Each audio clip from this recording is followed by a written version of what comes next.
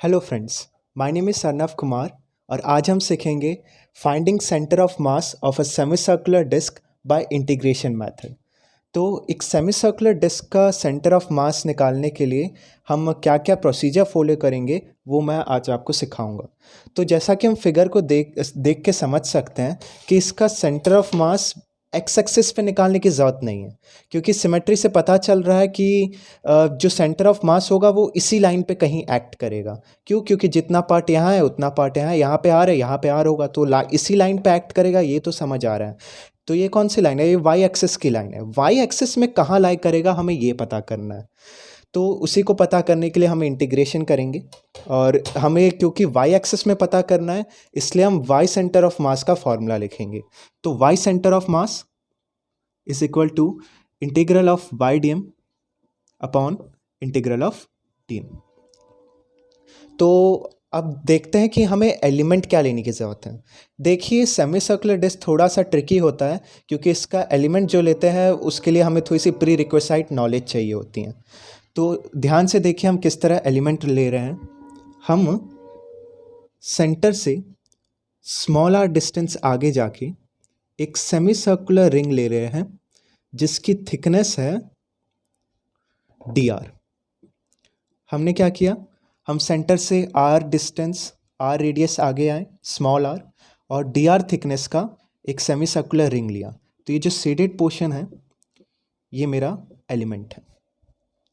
तो एक semi circular ring का सेंटर ऑफ मास होता है, एक सेमी सर्कुलर रिंग का वाई सेंटर ऑफ मास पे सेंटर ऑफ मास होता है 2r/पाई पे। जैसे अगर ये मैं वाई एक्सिस यहाँ पे ड्रॉ करूँ तो कहीं यहाँ पर होगा 2r/पाई। तो जैसा कि हम ध्यान से देखें तो अगर हम आर डिस्टेंस, आर रेडियस पे गए, वाई एक्सिस में आर रेडियस वाला अगर हम सेमी सर्कुलर रिंग लेते हैं तो मास कहाँ पे है? 2r/पाई पे है। अगर हम r1 रेडियस लेते हैं तो मास कहाँ पे होगा? 2r1/पाई पे होगा। अगर हम r2 लेते हैं तो मास कहाँ पे होगा? 2r2/पाई पे होगा। तो इसे देख के हम समझ सकते हैं कि जैसे जैसे हम रेडियस बढ़ा रहे हैं वाई एक्सिस में सेंटर ऑफ मास की वैल्यू बदलती जा रही है। तो इससे हमें क्या समझ आ रहा है, हमारा वाई क्या हो जाएगा? हमारा वाई हो जाएगा 2r/पाई जब हम रेडियस ले रहे हैं स्मॉल आर। तो मैं इसे मिटा देता हूँ और y लिख देता हूँ। तो हमारा y है 2r/पाई। ओके, ये हो गया। अब हमें समझना है कि देखिए हमारे फॉर्मूला में integral of Y D M है। वाई यहाँ पे क्या है? वाई यहाँ पे एक वेरिएबल डिस्टेंस है और वहीं डी एम यहाँ पे मास है। हम इन दोनों को इंटीग्रेट एक साथ नहीं कर सकते क्योंकि ये दोनों एक अलग क्वांटिटीज़ हैं। तो हम डी एम को सब्सटीट्यूट करेंगे। तो डी एम को सब्सटीट्यूट करने के लिए हम यहाँ पे मदद लेते हैं सिग्मा की। तो सिग्मा कुछ नहीं होता है, सिग्मा होता है mass upon per unit area. अगर हम इस फिगर की बात करें तो इस फिगर का मास, आई एम सॉरी मैं बताना भूल गया, वो होगा m और हमारे जो एलिमेंट है उसका मास हो जाएगा dm। तो इस फिगर के हिसाब से हमारा मास हो गया m और एरिया हो गया, सर्कल का एरिया होता है पाई आर स्क्वायर और उसका हाफ यानी पाई आर स्क्वायर का हाफ। तो ये 2 ऊपर आ जाएगा। तो इस फिगर के लिए हमारे सेमी सर्कुलर डिस्क के लिए सिग्मा हो गया 2m/πr²।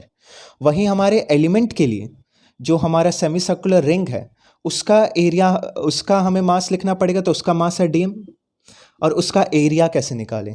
तो देखिए जो मेरा रिंग है अगर मैं इसे से खोलूँ तो एक रेक्टेंगल बनेगा। रेक्टेंगल का एरिया होता है विड्थ टू लेंथ। हमारी विड्थ हो गई यहाँ पे dr, तो dr हो गई हमारी विड्थ और लेंथ क्या होगी? 2πr होता है सर्कमफेरेंस, उसका हाफ यानी पाई आर।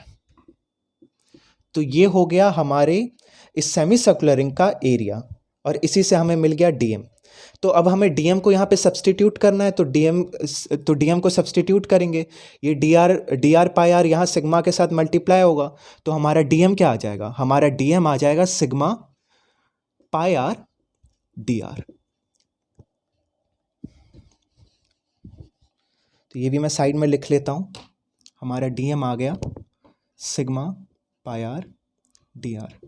तो जैसा कि आप देख सकते हैं, हमने 3 स्टेप फॉलो किए। सबसे पहले हमने पता किया कि हमें इंटीग्रेशन के लिए क्या एलिमेंट लेना है।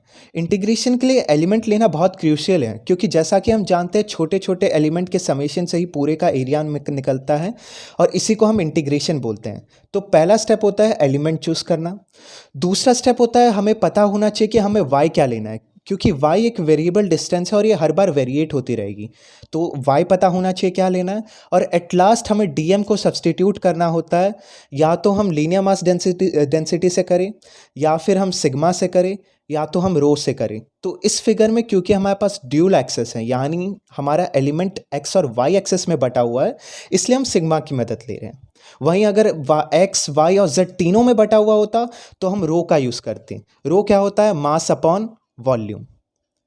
तो आइए इंटीग्रेशन स्टार्ट करते हैं। क्योंकि हमारे पास y भी है, dm भी है, तो अब हम इंटीग्रेशन कर सकते हैं। तो y centre of mass is equal to, y की जगह हमें लिखना है 2r/π, और dm हमारा है सिग्मा पाई आर dr। अब हमें यह डाल दिया इंटीग्रेशन, फिर हमने dm की जगह लिखा सिग्मा पाई आर dr। अब देखिए हमें लिमिट्स पुट करनी पड़ेंगी। तो देखिए हमारा यहाँ से रेडियस हमने 0 से लेना स्टार्ट किया, सेंटर से लेना स्टार्ट किया, और ये r बढ़ते बढ़ते बढ़ते बढ़ते बढ़ते बढ़ते बढ़ते बढ़ते कितना हो जाएगा? ये r कैपिटल R के बराबर हो जाएगा। तो हमारी लिमिट्स क्या होंगी? हमारी लिमिट्स 0 से कैपिटल R जितनी होंगी। तो 0 से R हो गई हमारी लिमिट्स, 0 से R हो गई हमारी लिमिट्स। आइए तो इंटीग्रेशन स्टार्ट करते हैं। सबसे पहले हम सबसे पहले तो हम सिग्मा से सिग्मा पाई से पाई काट देंगे। उसके बाद ये सिग्मा कांस्टेंट है, सिग्मा को बाहर ले लेंगे। अंदर क्या बचेगा? अंदर बचेगा 2r²। इंटीग्रेट करना है 2 से r। यहाँ पे भी सिग्मा है, इस सिग्मा को बाहर ले लेंगे, और यहाँ तो पाई भी है, तो सिग्मा और पाई ये दोनों कांस्टेंट हैं, इन दोनों को बाहर ले लिया, बचेगा r dr।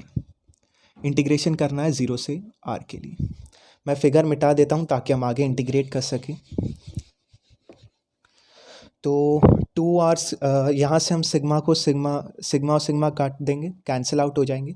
उसके बाद 2r² का इंटीग्रेशन करेंगे, वो होगा 2r³/3। हमारी लिमिट्स डाल देते हैं 0 से r। यहाँ पे नीचे क्या बचेगा? नीचे बचेगा पाई, और r का इंटीग्रेशन करेंगे, वो होगा r²/2। लिमिट्स डाल देते हैं 0 से r। उसके बाद हम देखेंगे जैसे हम लिमिट्स डालते हैं तो ये क्या हो जाएगा? 2 कैपिटल R³/3 माइनस 2 इंटू 0/3। तो 0 वाला पार्ट तो नलीफाई हो जाएगा, बचेगा क्या? कैपिटल R वाला पार्ट। तो वो क्या हो जाएगा? वो हो जाएगा 2r³/3 upon pi into capital R²/2। अब मैं ये वाला पार्ट भी मिटा देता हूँ ताकि मैं आगे सॉल्व कर सकूँ।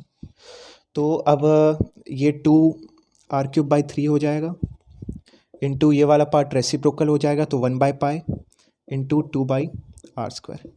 अब ये r² से r³ कटेगा, और उसके बाद सिंपली आ जाएगा हमारा 4r/3π। तो y एक्सिस में y सेंटर ऑफ मास हमारा निकल के आया 4r/3π। वहीं अगर जैसा कि मैंने शुरुआत में बताया था, हमारा सेमी सर्कुलर डिस्क में अगर हम सेंटर को ओरिजिन मानते हैं तो हमारा एक्स सेंटर ऑफ मास आ जाता है 0। ओके फ्रेंड्स, आज के लिए इतना ही। Thank you.